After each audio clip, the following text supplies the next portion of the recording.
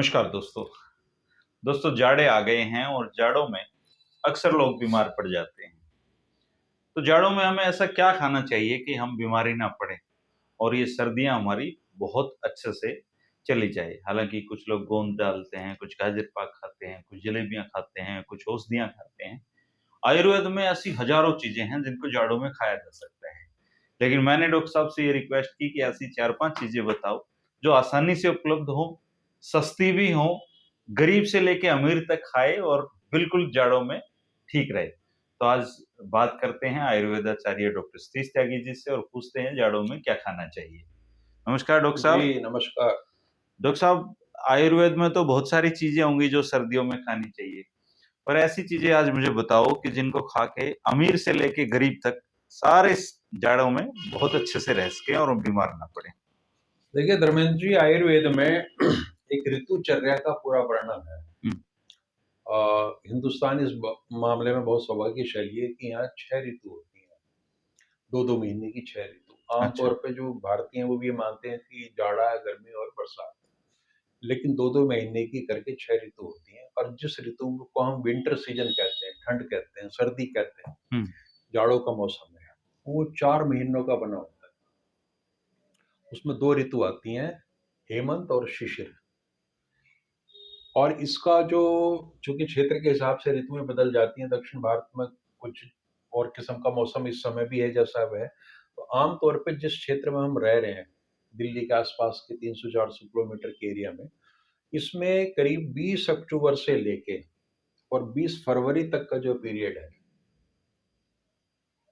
ये ठंड का पीरियड है, अच्छा जी। विंटर का पीरियड है और इसमें 2 ऋतु आ जाती हैं, 2-2 महीने की, हेमंत और शिशिर। हुँ, आज जब हम बातचीत कर रहे हैं, ये हेमंत ऋतु है। हुँ, और हेमंत ऋतु में आप देखेंगे कि अभी कुछ दिन पहले तक गर्मी थी ठीक है जी। और उसके बाद में लोगों ने कहना शुरू किया कि अब गर्मी नहीं है। तो धीरे-धीरे गर्मी कम होती जा रही है और सर्दी आ रही है। विंटर सेट इन हो रही है, चली आ रही है। हुँ, ये मौसम आयुर्वेद में ये क्या है, खाने-पीने का मौसम है, जम के खाओ। तो अच्छा क्योंकि जी। इस मौसम में जो जठराग्नि है, अग्नि जो है हमारी, वो बहुत प्रदीप्त होती है, बहुत अच्छी अवस्था में होती है। हुँ, इस समय ज़्यादा भूख लगेगी और आप जो भी खा लेंगे, सब वही कुछ। पच जाएगा, ऐसा आयुर्वेद का मानना है। तो इसीलिए आयुर्वेद में शुरू से ये कहा गया कि जो भी रसायन वाली औषधियाँ हैं हुँ, और जो बाजीकारक औषधियाँ हैं, जिसे हम बाजीकरण ये सेक्स वाली दवाइयाँ हैं खास जी। तौर से, इनका सेवन करना चाहिए।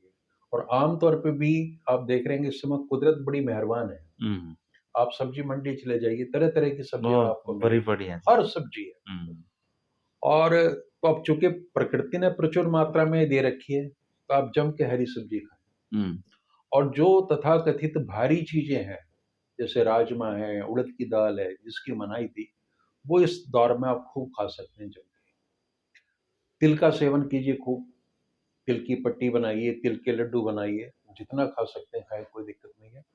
और मूँगफली हर गरीब आदमी का भोजन है। जी। आप बादाम मूँगफली है, बादाम खाएँ, गरीबों का ड्राई बादाम फ्रूट्स है। आप सारे ले नहीं, सकते हैं। मूँगफली को तो हाँ, गरीबों का मूँगफली बादाम को कहते हैं। गरीबों का बादाम कहते हैं, तो मूँगफली खाएँ साथ में आप। ये जो मौसम है, इस मौसम में आयुर्वेद ये मानता है कि वायु और कफ दोनों चीज़ों की बढ़ोतरी हो जाती है, प्रीडोमिनेंस रहती है। हुँ, तो ऐसे मौसम में हमें वो चीज़ें नहीं खानी चाहिए जिससे वायु और कफ बढ़े। हुँ, ऐसी चीज़ें खानी चाहिए जिससे वायु और कफ कम हो। तो अब जैसे आम तौर पे आप देखेंगे अदरक इस सीज़न में सबसे ज़्यादा प्रयोग बढ़ जाता है। हुँ, अदरक है, तुलसी है, नीम है, हल्दी है, मुलेठी है, ये सारी चीज़ें आपके भोजन में होनी चाहिए। हुँ, किसी भी रूप में ले लें आप, जैसे हल्दी वाला दूध ले लें। और इसी तरीके से कुछ आयुर्वेदिक औषधियाँ हैं, हुँ, जो इस मौसम में जिनको प्रयोग करने की सलाह दी जाती है। उसमें अश्वगंधा है और अश्वगंधा के अलावा त्रिफला तो एक आम है, इस मौसम में बहुत ज़्यादा मात्रा में आप ले सकते हैं। च्यवनप्राश लीजिए और आपने देखा होगा इस मौसम में खाँसी, जुकाम और ये दमे की प्रॉब्लम बहुत ज़्यादा मिलेगी। हुँ, एक तो बहुचर्चित औषधि हमारे यहाँ च्यवनप्राश है, उसका सेवन करें। एक चित्रक हरित के नाम से दवाई आती है। हुँ, एक वासा अवलेह के नाम से दवाई आती है। ये दवाई है जिन लोगों को इस तरह की समस्या है, जिनकी प्रतिरोधक क्षमता कम है, खाँसी, जुकाम, दमा बार-बार जिनको होता है, उनको ये सलाह आयुर्वेद के अनुसार दी जाती है कि वो इन चीज़ों को अपने घर में रखें। रखे जी। नियमित रूप से सेवन कर दें और च्यवनप्राश वगैरह का इसमें, तो इससे क्या है कि उनको ये जो रेस्पिरेटरी सिस्टम की बीमारियाँ हैं, ये बार-बार नहीं होंगी, उनकी इम्यूनिटी बढ़ेगी और वो ज़्यादा स्वस्थ अवस्था में रह पाएँगे। जी। और जो मैंने आपको बताया तमाम सारी सब्जियाँ इस तरह की आप लें और इसमें विशेषकर ध्यान ये रखना है चूँकि इस मौसम में वायु और कफ का प्रकोप बढ़ता है, हुँ, तो ऐसी चीज़ें ना लें जिससे ये ज़्यादा बढ़े। जी। तो उसमें आयुर्वेद की ये व्याख्या है कि मधुर, अमल और लवण, अच्छा जी। रस होते हैं 6, तो 3 तो मैंने बताया मधुर, अमल, लवण, एक होते हैं कटु, तिक्त, कषाय। जी। तो जो मधुर, अमल, लवण है, हुँ, उनका सेवन ज़्यादा करें अच्छा, और कटु, तिक्त, कषाय जो रस हैं, उनका सेवन कम से ना कम करें करें। क्योंकि उससे वायु बढ़ती है। हुँ, अब मान लीजिए वायु बढ़ेगी इस सीज़न में, तो आप देखेंगे कि जो सीनियर पर्सन है, एल्डरली पर्सन है, उनके जोड़ों में दर्द शुरू हो हुँ, जाएँगे। तो उनको तो मौसम की वजह से ये वायु का प्रकोप है और अगर वो वायु बढ़ाने वाली चीज़ें खाएँगे, तो ज़ाहिर-सी बात है उनकी ये जोड़ों के दर्द वाली समस्या बढ़ेगी। रेस्पिरेटरी सिस्टम की बीमारियाँ बढ़ेंगी। तो हमें बिल्कुल लघु भोजन, सुपाच्य भोजन वो हम लें और जिन चीज़ों को हम भारी मानते हैं, उनका भी हम सेवन कर सकते हैं। बस ध्यान इतना रखें कि वायु और कफ बढ़ाने वाली चीज़ें हम ना लें। ना लें। और एक और विशेषता मैं आपको बताऊँ, आयुर्वेद में बहुत माइन्यूटली इस चीज़ का वर्णन किया गया कि सुबह 6 बजे से जो 10 बजे तक का टाइम है, हुँ, ये हम कफ की प्रीडोमिनेंस का समय मानते हैं कि इस समय कफ बड़ा होता है। 10 बजे से 2 बजे तक पित्त बढ़ता है और 2 बजे के बाद में अ, अगले 4 घंटे में वायु का प्रकोप होता है। तो हम ये भी ध्यान रखें कि दिन के समय में जब हमारा जागने का वक़्त है, किस समय कौन-सा दोष बढ़ रहा है। तो हुँ, अगर सुबह 6 बजे को मान लिया उठ गया, आम तौर पर लोग उठ जाते हैं और 10 बजे तक का समय जब कफ बढ़ रहा है, तो उस समय और कफ मौसम के हिसाब से भी बढ़ रहा है और कफ से जनित आपके रोग भी हैं, साँस है, जुकाम वगैरह इस तरह की चीज़ें हैं, बलगम बहुत ज़्यादा आ रहा है। तो हमें सुबह के इस वक़्त में ऐसी चीज़ों का सेवन कभी नहीं करना चाहिए, 6 से 10 के टाइम में जब कफ बढ़ रहा है, जिससे हमारी समस्या और बढ़ जाए। एक बेहतर उपाय ये है कि जो 40-50 साल की उम्र के बाद के लोग हैं और अगर जवान भी करना चाहें तो उनके लिए भी अच्छी बात है, कि इस पूरे मौसम में 3-4 महीने का जो मौसम है गर्म पानी लें। अच्छा, हाँ, उसको या कम से कम रूम टेम्परेचर पे तो रखें और अगर वो हल्का गर्म गुनगुना पानी लेंगे, तो श्वास संबंधी रोगों से उनका बचाव हो जाएगा। जी। तो ये चूँकि मैंने बताया कि बहुत ही खाने-पीने का मौसम है, शरीर की भी माँग रहती है और उस उपलब्धता प्रकृति की तरफ से बहुत है। तो इस मौसम का पूरे तरह से आप आनंद लें। आज जो आप ऊर्जा इकट्ठी कर लेंगे शरीर में, जो पूरा आपका साल काम पोषण आएगी। होगा, वो पूरे साल काम आएगा। हुँ। अच्छा सर, ये कुछ लोग जैसे सर्दियों के जो व्यंजन होते हैं वो डालते हैं। हुँ, हरियाणा में तो गोंद डालने की जी, जी। परंपरा है। कुछ लोग मावा भी निकाल के खाते हैं।